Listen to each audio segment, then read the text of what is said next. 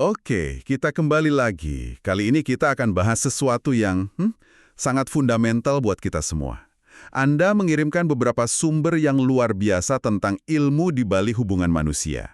Soal cinta, sentuhan, ikatan keluarga. Terutama satu bab yang judulnya kabel-kabel yang terjalin. Itu benar-benar membuka mata. Dan kita langsung aja ya, karena sumber ini dibuka dengan fakta yang terus terang bikin saya kaget. Gini, ada sebuah studi raksasa di Amerika melibatkan lebih dari 700.000 pasien kanker. Hasilnya, untuk beberapa jenis kanker, kayak kanker kolorektal dan payudara, status menikah itu bisa mengurangi resiko kematian sampai 20 hingga 30%. Itu angka yang besar banget. Tapi tunggu dulu, ini bagian yang paling gilanya.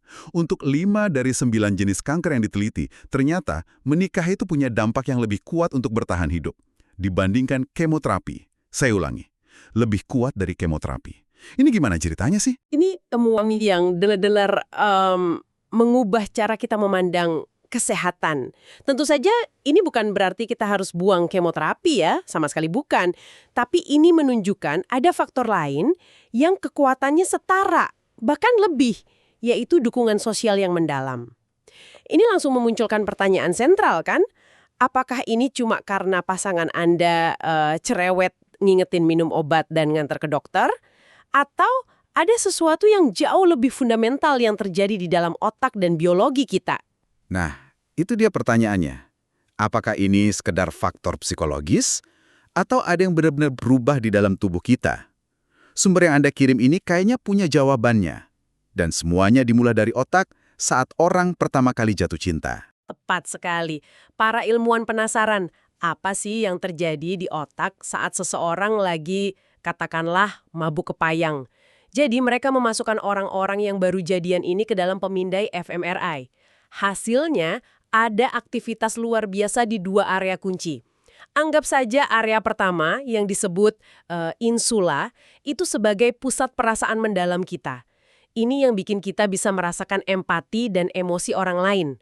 Area kedua, korteks cingulata anterior. Itu kayak pengatur perhatian kita, yang membuat kita jadi super fokus ke orang yang kita cintai, sampai-sampai yang lain terasa kabur. Oke. Jadi otak kita nyalain pusat empati sama pusat fokus. Tapi sumber ini juga nyebut ada satu zat kimia yang jadi bintang utamanya kan? Oksitosin. Si hormon cinta yang terkenal itu. Betul, dan area-area otak yang aktif tadi kebetulan adalah area yang kaya banget sama reseptor oksitosin. Jadi otak seakan-akan membuka semua gerbang untuk zat kimia ini. Oksitosin inilah yang menciptakan perasaan lekat, percaya, dan ikatan yang intens itu. Bahkan ada studi lain dalam sumber Anda yang menemukan kalau kadar oksitosin pada pasangan baru itu bisa 2 kali lipat lebih tinggi dibanding orang lajang. Secara evolusi, ini adalah lem kimiawi super kuat dari otak kita. Tujuannya simpel, mendorong kita untuk tetap bareng, membentuk ikatan, dan memastikan kelangsungan spesies. Saya selalu mikir fase bulan madu itu murni psikologis. Tapi ternyata ada lonjakan kimiawi yang nyata ya. Kadarnya bisa 2 kali lipat. Pantesan rasanya dunia milik berdua. Tapi ini kan buat yang lagi bucin-bucinnya nih. Gimana dengan pasangan yang sudah menikah katakanlah, 20 tahun lebih? Apa lemnya udah mengering? Itu pertanyaan krusial. Dan sumber ini ngasih jawaban yang menurut saya sangat mengharukan. Para peneliti melakukan studi serupa pada pasangan yang sudah menikah bahagia rata-rata selama 21 tahun. Mereka diminta mikirin pasangannya sambil ada di dalam pemindai otak. Dan hasilnya, pola aktivitas otak yang sama persis muncul. Pusat empati dan pusat fokus yang sama itu menyala terang. Ini menunjukkan sirkuit cinta ini bukan cuma letupan sesaat. Dalam hubungan yang sehat dan berkualitas, mekanisme biologis ini bisa bertahan seumur hidup. Wow. Jadi, zat kimia yang sama ini bekerja di awal hubungan dan terus bekerja dalam jangka panjang. Dan ini yang menghubungkan kita ke studi kanker yang mengejutkan di awal tadi kan. Sumber ini bahkan menyebut oksitosin sebagai apotek pribadi di dalam tubuh kita. Analogi apotek pribadi itu pas banget. Manfaat fisiologis oksitosin yang dijelaskan di sumber-sumber ini sungguh luar biasa. Pertama, dia adalah anti-inflamasi yang kuat. Peradangan itu kan akar dari banyak penyakit kronis.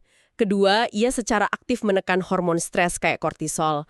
Artinya dia pereda cemas alami. Ketiga, dia bersifat neuroprotektif, artinya melindungi sel-sel saraf kita. Di studi pada hewan, oksitosin bahkan terbukti membantu pemulihan setelah stroke. Dan yang nggak kalah penting, ia bisa mempercepat penyembuhan luka fisik. Luar biasa. Jadi pada dasarnya, Saat kita merawat hubungan kita, entah dengan pasangan, keluarga, atau sahabat, kita sebenarnya lagi menjalankan program pemeliharaan preventif buat tubuh kita sendiri.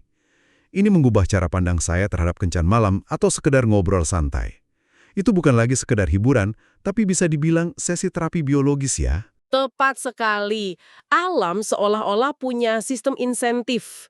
Hei, bentuklah ikatan yang kuat, kata evolusi.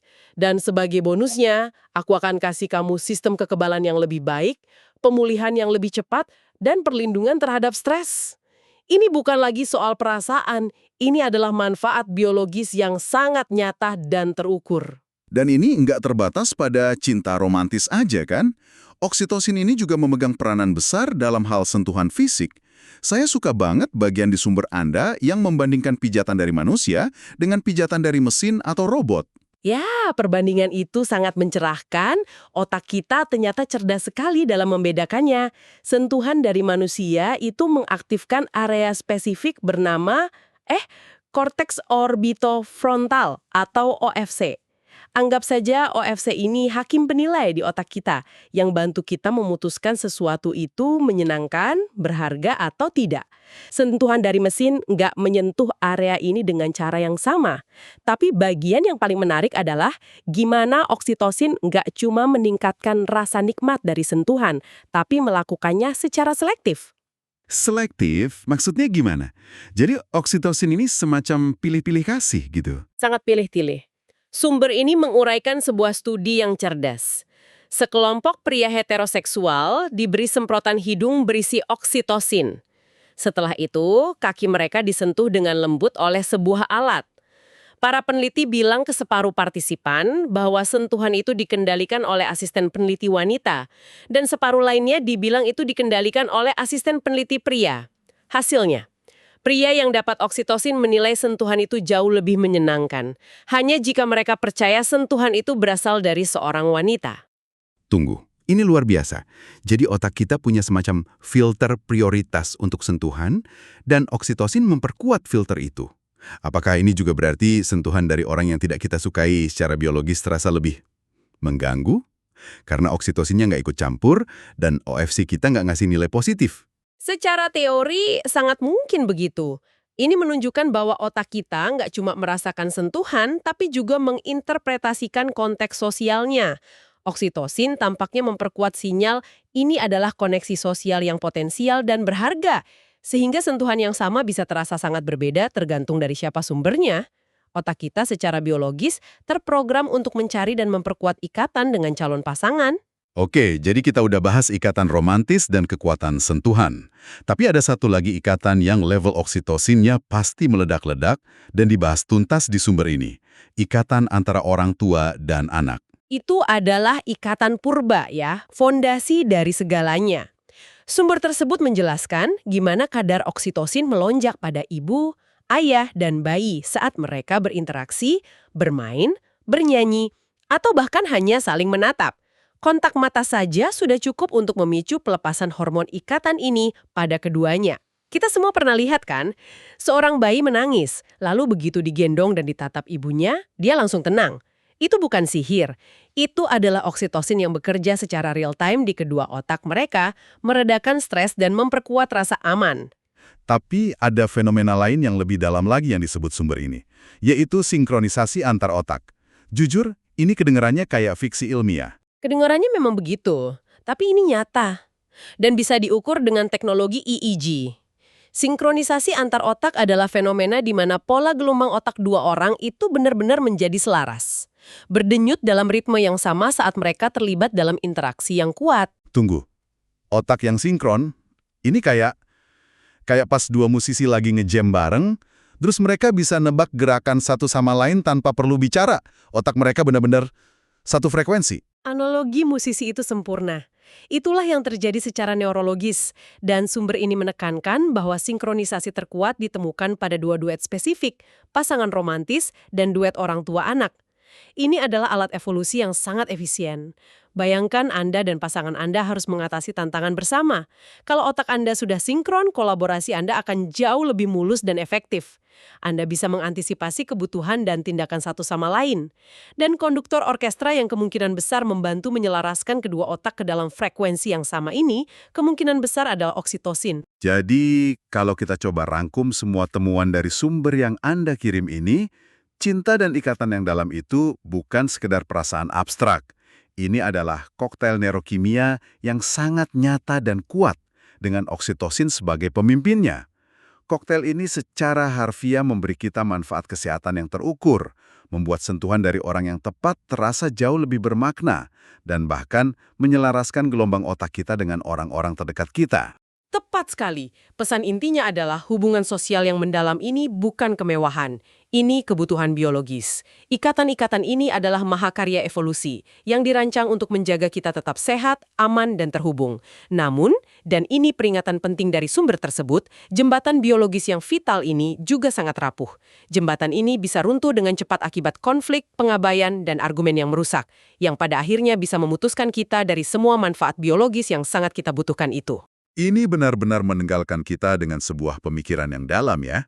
Sumber-sumber ini membingkai ikatan yang kuat sebagai alat evolusi untuk bertahan hidup secara fisik. Tapi di dunia modern kita, di mana secara teknis kita bisa lebih mudah bertahan hidup sendirian, apa yang terjadi pada biologi kita saat kita mulai mengabaikan hubungan-hubungan yang kaya akan oksitosin ini?